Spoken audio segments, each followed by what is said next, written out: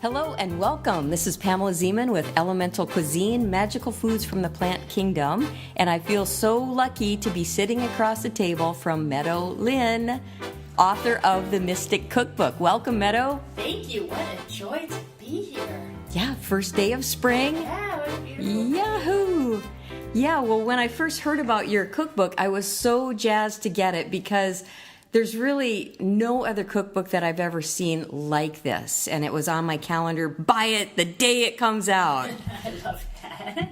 The cookbook, have you found that sometimes people think it's going to be a regular cookbook and then they open it up and find these legendary and mystical type experiences that you weave throughout the book?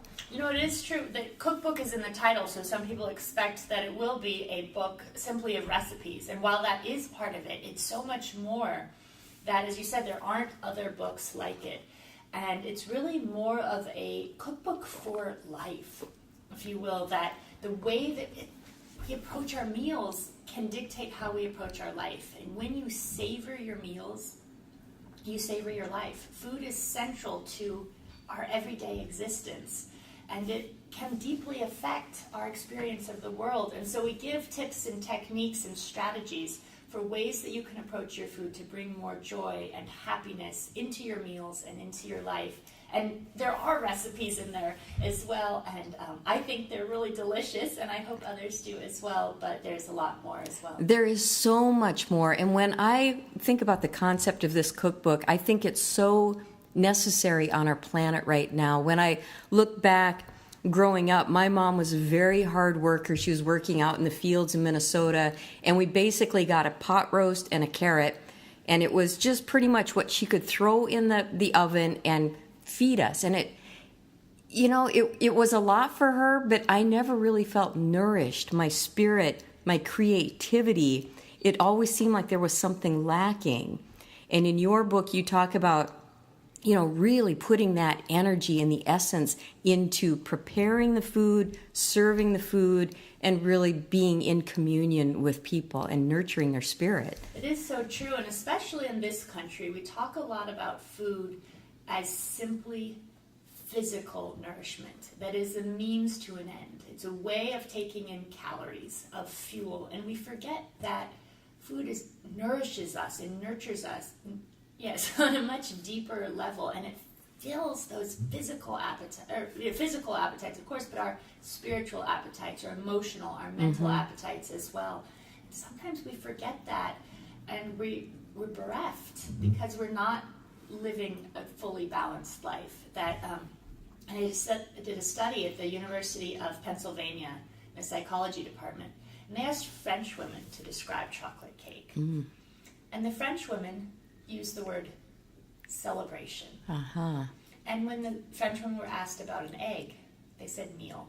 And then when the American women were asked for the chocolate cake, they said guilt.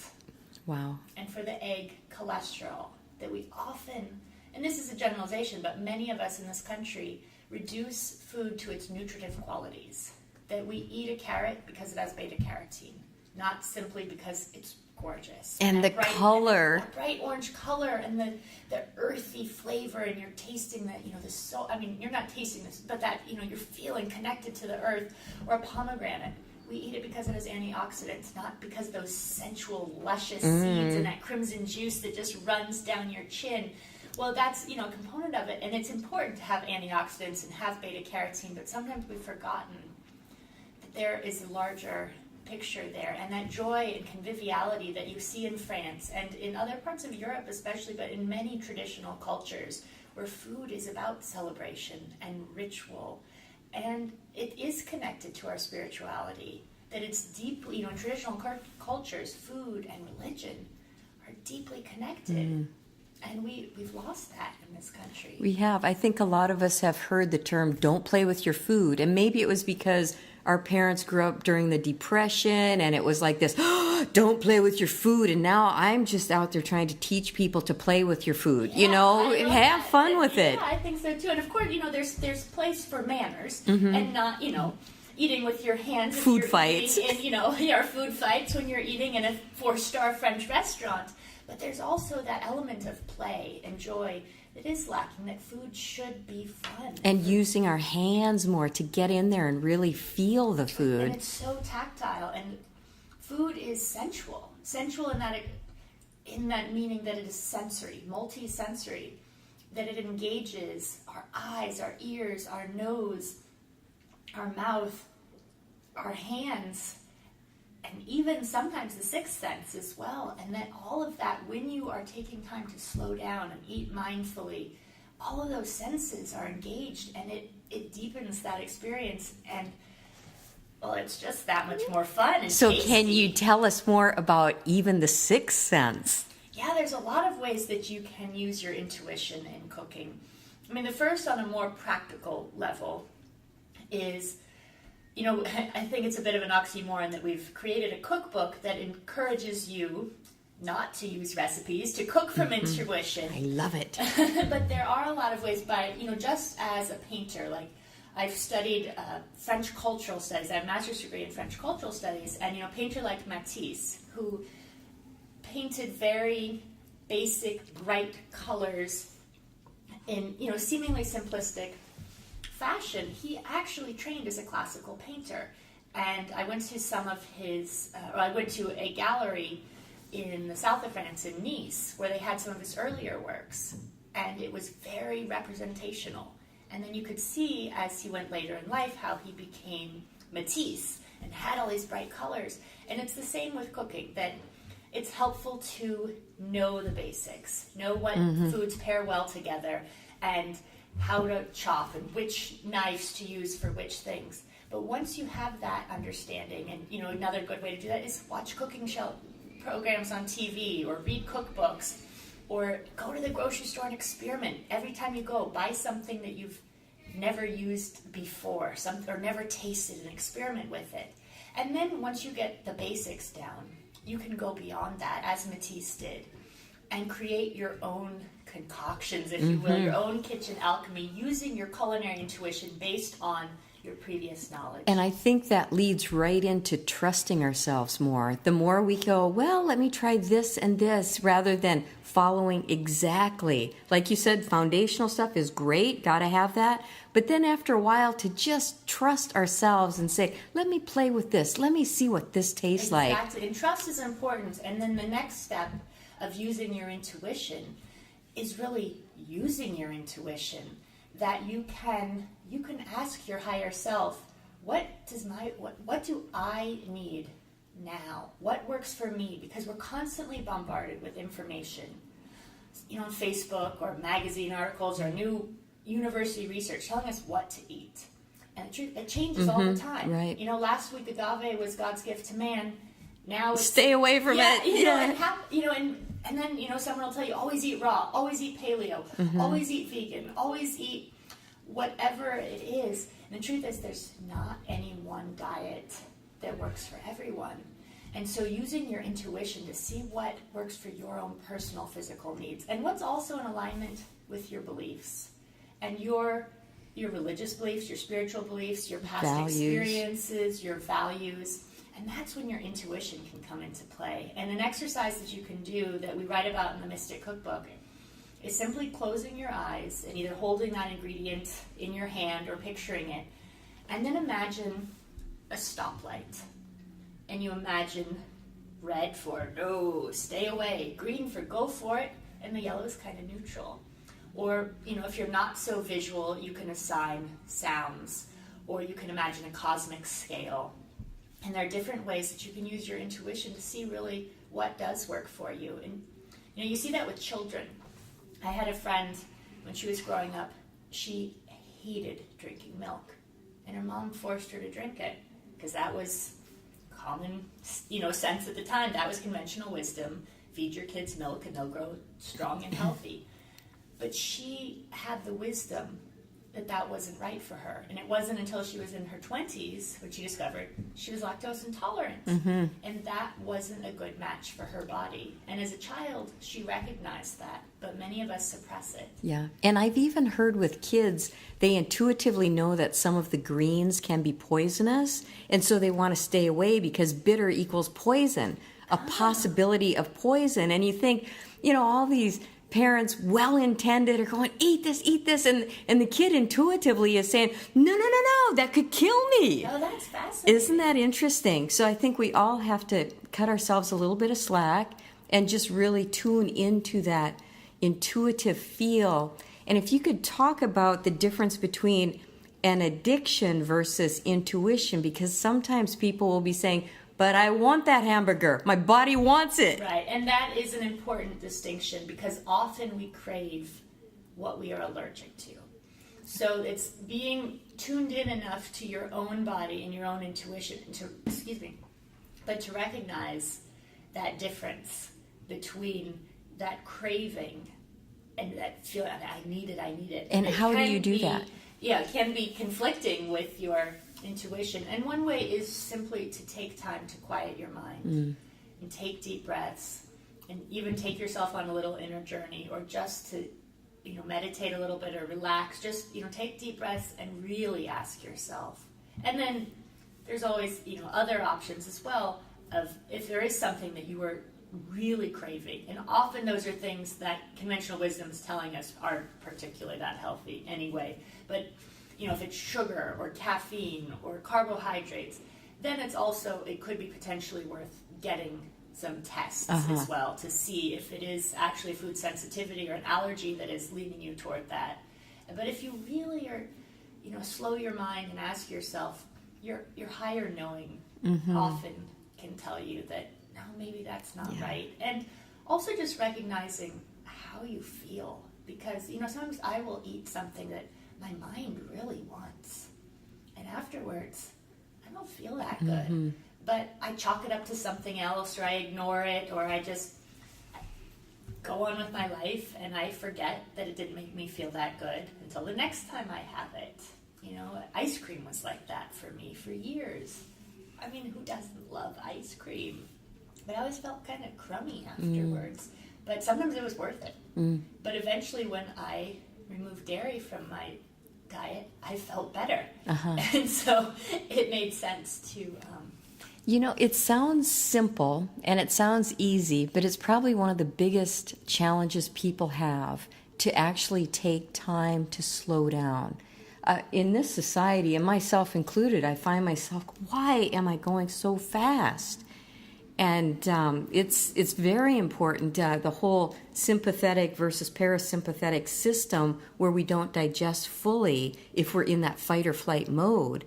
So it isn't just a nice thing. It's not a luxury to say slow down. It's really critical. And that's what your book is so great about, really encouraging people to take time to be more mindful with their food. What you say about the fight or flight is interesting too, because that tends to get ignited when we're stressed when we're eating. And so many of us are stressed all the time, either about life in general, work, family pressures, or about the food that we're eating. Because a lot of us want to eat healthy or want to eat a certain way, but we don't. And then we're stressed that we're not. And so we're judging ourselves for the food that we're eating, and we're judging our food. And then that fight or flight response gets ignited, and your cortisol levels are up, so you're stressed, or you're stressed, the cortisol levels go up, and then your body holds on to all of those calories because it thinks an enemy is pursuing you. We haven't evolved yet to realize that most of us don't have serious enemies that we might feel like we do. Right. And it holds on to all those calories. So not only are you beating yourself up about eating that food, or judging yourself about the food, or dealing with everything else in your life, you're actually putting on weight, because that's your body's response of protecting yourself. That reminds me of a book I read recently. It's called Dying to Be Me. And this woman... Did you read that? No, but I've heard her speak a couple times. She's wonderful. She went to the near-death experience, and the thing that really stood out for me was how she said she realized most of her choices were made out of fear. Oh, don't eat that. Don't eat that. Look how GMO. And, we have to be aware of these things, but yet to make choices out of love versus fear, she said, was huge for her. It's powerful. And it's amazing to see her speak, too. And she had a very serious illness and came back from it after a near-death experience. And she is so full of love and light. And just simply from recognizing that life is about love, and that we are often so stressed, and I'm not implying that. I mean, I get plenty stressed myself, and have to remind myself to slow down and savor. And whether it's savoring a delicious apple or a fancy meal, or simply a weed that's strong enough to grow out of a crack in the pavement. And those moments, and it doesn't have to take time or money to notice that beautiful flower, but it can have such an impact on our life. So what would you say to people who say, I just don't have time? You don't know my life. I don't have time. What would you say to help them out if they're just, some people don't want to hear it, and that's cool, but other people are kind of riding the fence. Like, they want to slow down, but they don't feel like they can. And that's tricky, because I know that feeling. I just wrote a book. Yeah. And I felt like during that time that someday I'm writing a book about slowing down, and sometimes I feel like I've got a deadline. Yeah. I can't slow down. I can't. And one of the things that kept me sane throughout the past few years during this birthing process of this book, for me, and many people have different types of self-care that are important to nurturing yourself. For me, it was making dinner every night. And I made that a priority. That I stopped every evening, and sometimes I would go back to work after dinner, but I would stop and take that time to make myself a meal and sit down and enjoy it. And for me, that really kept me sane. And not everybody can afford the time or the money to get a massage, or to go to yoga, or to go to a spa, or get your nails done, whatever it is. But we have to eat. So when you take that time, and I use the word time here liberally, not liberal. It doesn't have to take a lot of time. That's what I'm trying to say. Yeah. You can do it with It's your takeout. intention. Yeah, exactly. That's a good way of putting it. You can do it with takeout. It doesn't have to be home cooked. For me, the process of cooking helps me slow down. But for somebody else, it can be takeout. But, put it on a beautiful plate. Sit down. Maybe light a candle. Pour yourself a glass of wine. And that can be a wonderful way of nurturing yourself and slowing down. And as I said, you have to eat. So why not add a couple more minutes of mindfulness to get that? And for someone who's really, really busy and just doesn't feel like they possibly can at all, another great thing you can do is, most of us drink tea or coffee in the morning. And maybe it's green juice, whatever that beverage is that kind of helps you feel like you're getting your morning started. Spend 5 minutes, maybe 10 if you can spare it, and sit down with that beverage. And, it doesn't have to be this big event, but just sit down. Notice, if you put cream in your coffee, does it swirl and spin? Does the steam dance as it comes off? Hold the mug between your hands and feel it. Listen to the morning sounds. Are there birds chirping? Is there a trash collector, big truck driving down the road? And as you're stirring it, before I came to this interview, I made your magic elixir of the hot chocolate. Whoa. Yeah, I just felt like having that. And I didn't have a lot of time in between either, but I thought, you know what? Got out the whisk and I just followed your video, and it's like, okay, stir in some love. And, I put a little bit of chili in there, and it was really great. And it didn't take that long. I think, like they say in yoga, the hardest part is getting the mat out. Yeah. The hardest part is getting your cutting board out, or whatever utensil you need. It's so true. And that can be, that morning beverage. It can be a way to start your day mindfully. Right. And it only takes 5 or 10 minutes. And some people, I don't have time for that. But if you really can, most of us can spare 5 minutes. And or get up 5 minutes earlier, which I know for me, back when I was getting up for work, that extra 5 minutes would have been hard to get out of bed. But if you can, that can be a wonderful way. And most, as I said, we can spare 5 minutes. Yeah, and sets the slow stage. Down. Yeah, there's a book called The Speed of Trust, and he talks about how much faster everything else goes in our life if we set the foundation from a slow place to begin with. And that book was really great, because I think a lot of us have been in this mindset of hurry up and then we can relax. But it's actually the other way around is what I'm finding. It's like, take that time, it'll be so worth it. It's true. It's like I always think, as soon as I get finished with my emails, then I can move on to the next project. But you never finish your emails, because as soon as you send it, another one comes in. So eventually you have to just stop and set that aside and slow down or do what that other thing is, because if we're always looking at getting to that next place before we do the other thing, we never do the other thing. You have some great affirmations in your book. I love this part. And I wonder if you could tell our listeners what would be a good affirmation for somebody who is worried about money. Oh, wow. And that is a wonderful question, because so many people are. And we write in the Mystic Cookbook about creating an abundance meal. And food, because as I mentioned before, it's so central to life. Food is a wonderful way to set the template for opening our hearts to what it is we want in life.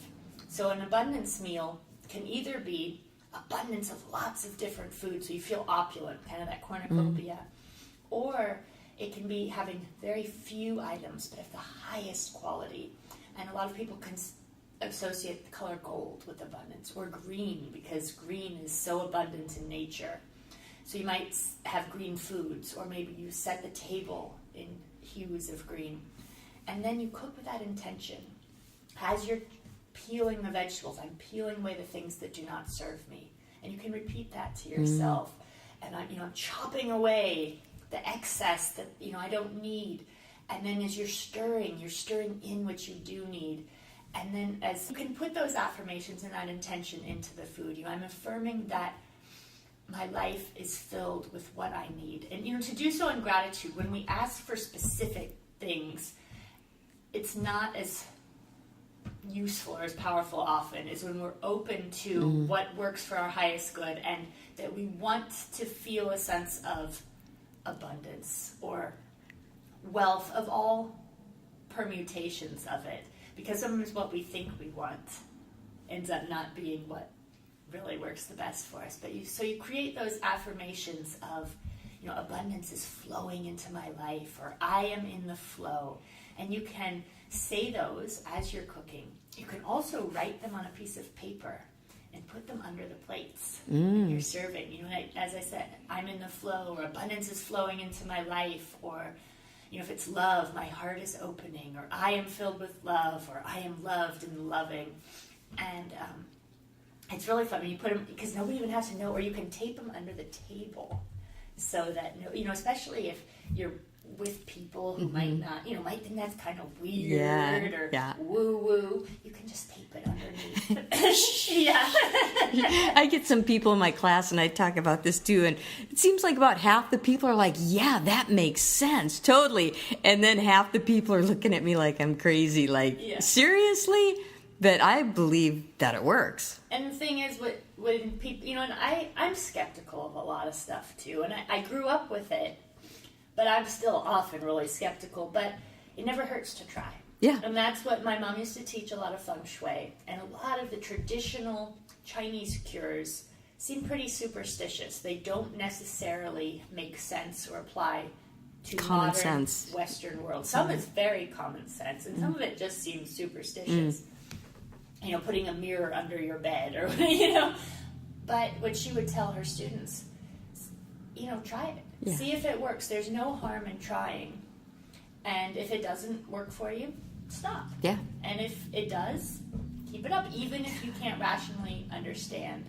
And so for so much of this stuff, if it seems weird or you feel stupid or crazy, well, you don't have to do it. Or if you want, try it and see. And then if it doesn't work, don't do it. Yeah. Yeah, I think we've all tasted a meal that was cooked with love. And it doesn't have to have any, mystical language with it or anything like that. But when people love you and they create the meal out of love versus somebody who's stressed out making that same meal. And it makes a difference. Sometimes, you've probably had that experience where you go to a restaurant and you leave feeling really happy or really kind of tense or cranky, and you can't attribute it to anything. I mean, sometimes you can, but sometimes when you can't, it can be that energy of that chef or the server, and that does go into the food. Yeah. When I was at Living Light, they had this example of a buffet. They made the same thing every week for everyone. And this one time, this woman was having a really hard time, and they said food was left on the buffet, and that never happened before. So Wow. that energy just came right through, and people are like, just not into it. Yeah, isn't that amazing how you can eat the same thing many times and one time it just doesn't taste that good? Yeah. You know, it's sometimes it's hard to wrap my mind around. I think, I say it's true, and then I wonder, how can that really be true? But empirical, evidence seems to show that it is. I was talking to someone a while back who said at a local festival or farmer's market by where she lives, there was a number of coffee stalls, but one always had a line around the block. And she asked the guy, so, well, why is your line so long? You sell the exact same thing as everybody else. And he said that he put love in his coffee. Oh. And he didn't advertise that, but obviously people were picking it up. That's cool. Yeah. So great affirmations. What about for somebody who is dealing with health issues? What kind of affirmations could they use? A great one for that is, just simple health and vitality are flooding my life, or I am healthy and vital, or I am filled with, once again, those words, vitality, health, are really good words. And, it's important. There's an old, I can't remember if it's Sanskrit or what saying it is, but, trust in God and tie up your camel. That, with affirmation, especially when it comes to health, it's good to affirm the positive and make that a reality in your life, something that you see and feel, because they say, act as if, or fake it till you make it, and you feel that, well, you feel, that way. But also, it's good to then start to take steps toward things that will make you healthier, more vital, whether that's going to an exercise class or adding a new green vegetable into your diet. It's almost like you're taking that action from a place of love. And affirming that everything is going to be okay, rather than taking that same action from a place of, oh my God, I have to do that. It's just totally, totally different. Yeah. You talk about, there's a quote in there, it says, the consciousness of food depends on the consciousness of the cook, which is pretty much what we've been talking about, but it all goes in. And on my mom's side, we are of Native American heritage, and our ancestors believed that the rocks and the sun and the sea and the wind all had a form of consciousness, and obviously different than the way we understand consciousness in humans or even in animals, but that idea that everything has a form of a spirit. And when you take those elements from nature, what our fruits and vegetables and our grains that we eat, it has a form of consciousness. And then we take that into our body. And then the cook, who also infuses that food in that way, that Einstein, and we quote this in the book as well, said that the way we understand matter, we've all been wrong. I'm very poorly paraphrasing him, but that everything is made up of energy and vibration. Not of matter. We've had it backwards. Right, exactly. So, but that everything picks up energy. And I like to use the example of a snowball. When you're making a snowman, especially with that wet snow like you get here in Seattle, it picks up a lot of snow. And you get a little snowball and it keeps growing and growing and makes this massive snowball that you can use as the base of your snowman. And it's like that with food, that it picks up that energy and vibration along its journey. And so it makes sense then that consciousness of the cook also infuses the food. But all's not lost. If you've got a really cranky cook or it's come from a factory. In the book, we give suggestions of ways that you can continue to put energy and vibration in your. You can say grace. You can hold your hands over it. Some people do crystals. However out there you want to get. There's lots of different ways you can do it, and your own intention when you're eating. That can all infuse the food. So even when you're eating processed food, because even those of us who try not to, it's pervasive in our society. And you talked about Dr. Emoto in your book as well. I love that whole study he did with the water crystals. Can you talk more about that? Yeah, it's so fascinating that, and there's part of me that still has trouble believing it. But it's backed up in science, and it's fascinating that, I'm sure many of your listeners are familiar with Dr. Emoto's work, that they froze water and then looked at the water crystals, and the water that had positive affirmations and love given to it actually had what are considered more beautiful water crystals. They're more symmetrical. The ones that had negative energy infused into that water were jagged and rough, and they froze them so that they could see the particles in the water. And my favorite bit about Dr. Emoto's studies is the one with rice, where they gave school children 2 vials or jars of white rice, cooked rice, and every day for, I think it was a month, the school children said, "I love you," to one jar of rice. And the other jar, they said, "You fool." At the end of the study, and it was multiple weeks, the "you fool" rice was black and moldy, and the "I love you" rice was perfect. And it's still, I can't quite wrap my mind around it, but it's a study that's been recreated multiple times. It's one now that school children, in the States do too, just for fun, or people do it at home, and everybody has. They did some interesting studies, and this isn't in the book, but similar to Dr. Emoto's in Germany. I think it was the University of Stuttgart, and this is a recent study, where they had vials of tap water, but different people, have you heard this study? They had different people hold each of those vials. And then, like Dr. Emoto, they froze them and looked at the ice crystals. Over and over again, the people who held each one, every time their vial, the ice crystals looked the same. Huh. Does that make sense? Did I explain So that? they're holding it, and just by holding it, it would Their personal vibration okay. would go into the water, apparently. And then when they froze that vial and tested it, and then they would do it again and again and again, and every time that one person, their ice crystals looked the same. Wow. Than somebody else, but the water was the same. The only variable was the person who touched the water. That is amazing. And it's really helpful to hear you say that you can always bless it, Right. So we can't always control people's energy and how they're feeling that day and all of that, but we can always bless it. Right, and what it comes down to as well is what we were talking about before, the idea. When now we say, "Oh, no, fear is bad." Now we're talking about all the things that potentially could be scary. And what it comes down to is, no matter what, enjoy your food, savor it. Whether, it's factory processed, whatever, terrible, or some really cranky person touched it, or it was, the most wonderfully raised. When it comes down to whatever you're eating, the more joy you can find, the more joy you'll have. Yeah, that's great. So have you ever felt burnt out from cooking? And what do you do? Maybe you love it so much. I love it in the book where your mom says, "I can go over to Meadow's house," and there she is with her candles lit, and she's just eating this fabulous meal. It's like, that is very cool to think, for one, that you're just doing it. If you're eating by yourself, you still create that beautiful experience. Do you ever find that? It's like, I just don't want to cook tonight. I love cooking.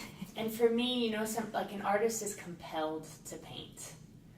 And a musician is compelled to make music. For me, I am compelled to create through food. But of course, sometimes there's nights when, either I've been responding to all those emails for too long and I get takeout. Or, so I leave myself room for flexibility. But I always love cooking. But sometimes, life intervenes. And also I cater my mom's retreats. And generally after 9 days of making 3 meals a day for 25 people, I take a few days off and don't cook. Yeah.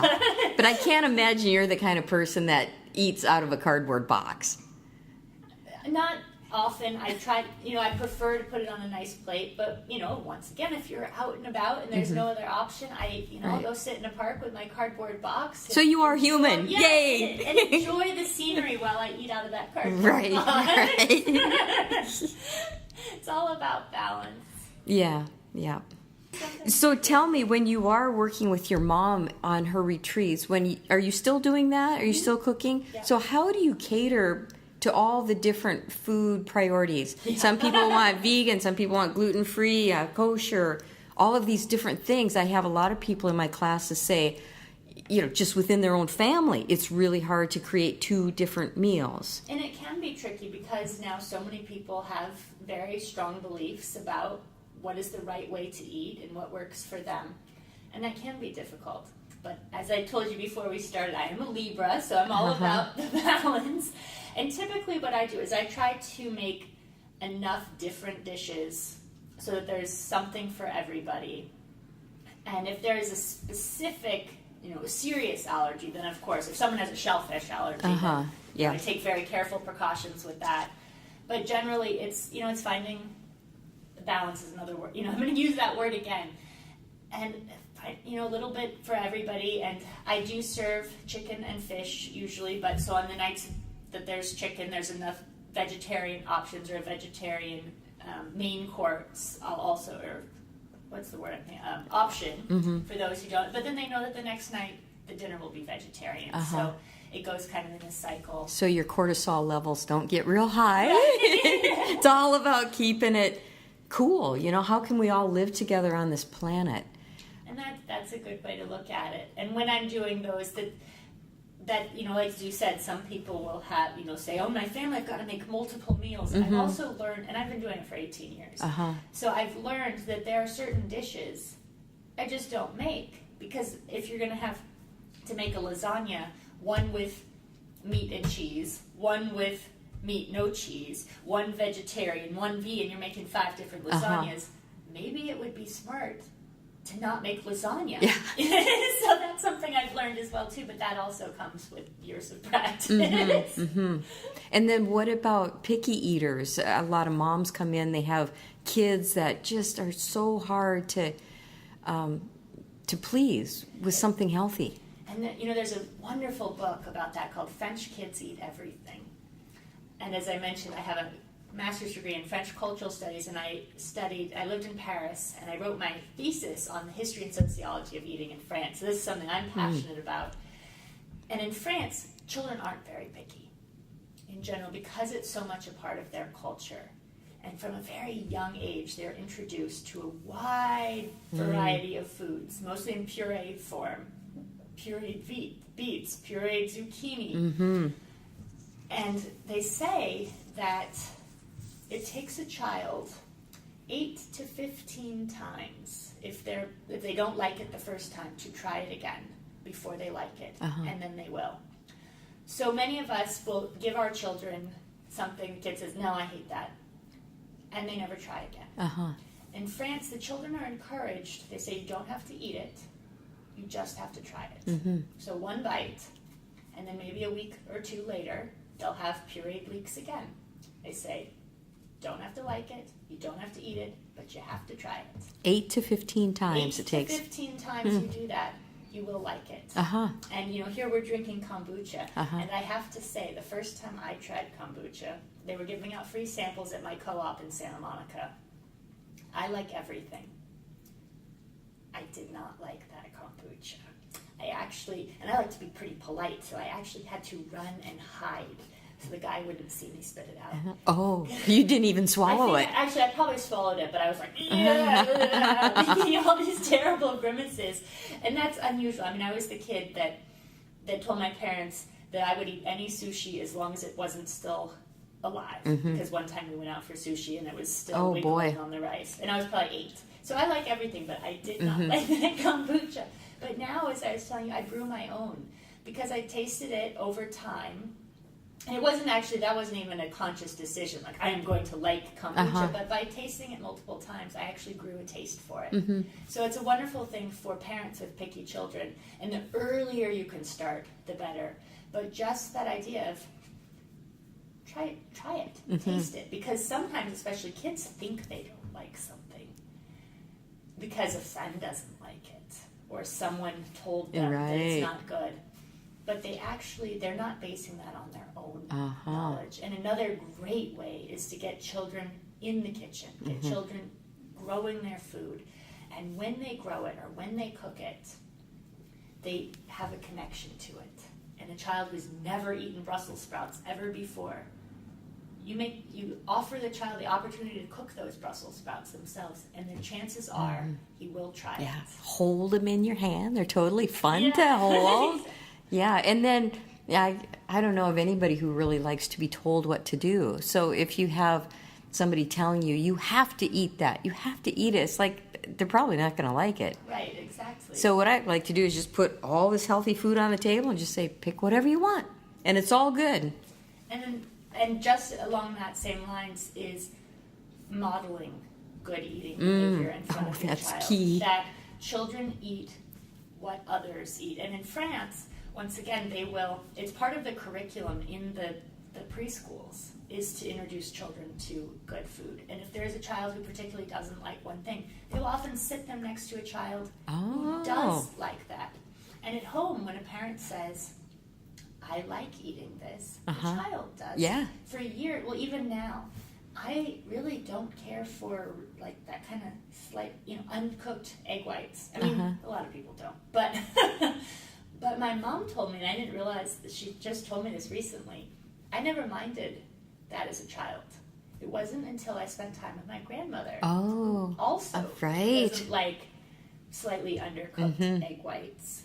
And then I came back and said, I hate that. Isn't that and now funny? I'm 35, and I'm still a little wary of undercooked egg whites. Grandma. Yeah. I had a woman in my class once. I loved her example because she was trying to get her kids off dairy. And so she would get this alternative, and she'd say, this is mommy's cheese. This is mommy's. And then pretty soon they go, I want that. I want that. So, it's all fun to explore and just to really, again, trust our own body and do what we can to eat as healthy as possible and enjoy every bite. Yeah. I love your book because you guys, I think you're probably the only ones who can include fairies in a book on cooking. And I'm like, I love these guys. I totally love them. I have to admit, that was a very late edition. Yeah. And when my mom said we were adding a section on fairies, I have to say there was part of me that was like, oh God, Mom, no, that's too out there. But she persevered, and now I'm delighted that it's in there because it is, and especially as we're talking about children, a fairy meal is a wonderful meal to do with children. Yeah. And then elemental meals. Can you talk a little bit about those, the different fire, earth, water, and air? Yeah, that's a really fun, it's in a chapter called Cooking Up Magic. And it's so fun to get that alchemy and magic going in the kitchen. And you can approach an elemental meal in many different ways, as I'm sure you do in your elemental cooking. And one way is to create like a medicine wheel meal where, as I said, my family is of Native American heritage. And it's that idea of the circles of life, the 4 elements, air, water, fire, and earth. And you can create a meal dedicated to harmony and well-being and balance, using that idea of bringing all those harmonies in. Or you can create a meal dedicated to one of those if you want to bring more balance to that particular area of your life, or maybe a water meal if you're dealing with some emotions. And we give a number of different suggestions on how you can interpret that. That a water meal might be one where it's very emotional. Maybe you get really emotional music and set the stage with that. Or maybe you eat soup. It's made of water. Or for a fire meal, maybe you cook it all with fire, but maybe it's something that's fiery. Or you listen, like chili powder. Chili peppers, or something that's red and orange and those bright colors. Or maybe you listen to the Doors. Come on. Yeah. There's a number of different ways that you can interpret it. And that's kind of what makes it fun, is you can see what works best for you and what excites you. Because I know for me, I don't like doing something because I think it's a good idea or someone tells me. So it's fun when you get the opportunity of, here's an elemental meal. Now interpret it. What says air to you? What would say air? And that can be a tricky one because it isn't as specific, like water for soup. Yeah. And it can. We have a number of different suggestions in the book of what you can do for an air meal. One, and this is when you get to use your creative juices. Sometimes when I think of air, I think of like wheat fields blowing in the, and I actually don't eat wheat, but but grain, sort of like blowing in the wind. Air is light, so maybe you have salads, and it's a very light meal. Or alternatively, I forgot forgot what I was going to say. Is air more the like the creative ideas? It's mental, It's right? very mental. Yeah. So thank you, that's what it was. Another way to do an air meal is to be very methodical about the way that you plan it, regardless of what you choose to eat, and use those mental capabilities and no one can see that I'm talking with my hands here and showing with my hands what to do, but that way of being very precise and deliberate with the way that you plan it. And maybe it's, sometimes when I think of an air meal, it might be, I think of Japanese food in a way, something that's very precise and lined up, or miso soup with the little tiny bits of tofu and seaweed, something that brings about those mental capabilities. Or the color yellow is also often associated with air. So you could add in yellow foods as well. Cool. And last question. I remember when I was at Living Light Culinary Arts Institute, they said wear a chef coat every day, because when you get out there in the world, you will almost take on a different feel when you're preparing food. And you mention all these different aprons in your book, and you talk about having a magic pocket. And I wondered how many different aprons you have, and if it's a ritual you have of putting on that apron and going to work. I don't even know how many aprons I have. I have a lot. I have 3 chef coats and a whole heck of a lot of aprons. But for me, it is in a way like, my mom wrote in the book about it being a sacred vestment. Her mother was, and my grandmother worked in test kitchens. And my mom said, in the 50s, she remembered, following along, behind her mom, and her mom would put on that apron and tie it. And she knew that life was about to change. That it was that transition from normal life to her mom being in the kitchen and creating kind of business or kitchen magic. Yes. And for me, it's similar. I equate it almost for me as, I feel like it's my Clark Kent Superman transformation. Like, he had his cape and I've got my apron. And I laugh because often the clothes that I'm wearing are far grungier than my aprons. But I still put on that apron, supposedly to protect my clothes. But it's really, for me, it's that symbolic change. It's that change of energy. I am now stepping into the kitchen. And I am now going to cook a meal. And for me, that is, and I do it even when, by myself, when I'm cooking at home, even sometimes, just be warming something up on the oven, and sometimes I'll still put on an apron. It sounds like you've had this since you were very, very little. I heard about your very first thing you created, but for a lot of us, like, I was never in the kitchen. I think it takes a whole mental paradigm shift to start putting more thought into our food and the meals that we create. So, some people are just naturally born with it and it comes naturally, and other people just have to shift their thinking around. I think once we do that, it's really very easy. It's just that decision that we need to make to really love ourselves. Comes down to, do you love yourself enough to go to the store a few extra times a week to get the fresh produce? And that is what it comes down to. Self-love, huh? Yeah. Awesome. Well, you're just beaming right now. For those of you who can't see, your face and your skin is just so clear and beaming. Is there anything that you'd like to leave our listeners with about the Mystic Cookbook or anything else? I just say, eat what you love and love what you eat. And for anybody who wants to continue to do this, I'd love to connecting with people on Facebook and sharing recipes, or on the website. And it's just a wonderful way. I love hearing what people are doing in their kitchens. And you do retreats as well? We do, not specifically dedicated to food. I do the cooking for another retreat, but we are working toward having some specific food-related retreats. The one you had, I saw on your website before the book came out, I said, I am going to be there. And then it was my dad's 80th birthday, so I'm like, I'm not going to be there. Yeah, that was wonderful. I missed Was it? Weekend. Yeah, that sounded really great. And hopefully we'll be adding more to the calendar. Awesome. All right, well, thanks a lot, Meadow. It was great to have you here. Thank you. Such a